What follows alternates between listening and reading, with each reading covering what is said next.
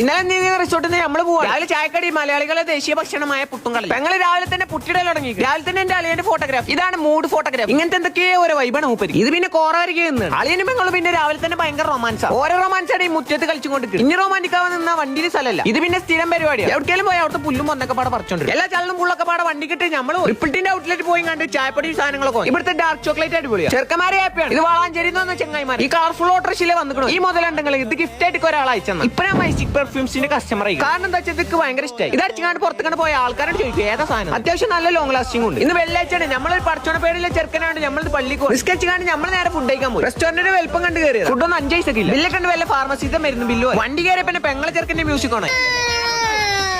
Climate ഒക്കെ ആകെ മാറി മൂടി ക്ലൈമറ്റ്. നമ്മളിനി പോണത് കാന്തല്ലൂരിക്കാണ്. അല്ലെ വണ്ടി അടിച്ചു പോയി. ഇനി സൂപ്പർ വാറിന്റെ മാസ്റ്റർ ഡ്രൈവ്. എനിക്ക് നല്ല വർക്കത്താണ്. വണ്ടി എടുത്തപ്പോ റോഡിന്റെ പോലെ എങ്ങനെ ഈ പോണാണ് ഇവിടുത്തെ തൊഴിലുറപ്പ്. കാന്തല്ലൂർ എത്തിയപ്പോ ക്ലൈമറ്റിന്റെ മൂടേ മാറി. നല്ല രസം നോയിക്കൂടി വണ്ടി ഓട്ടം.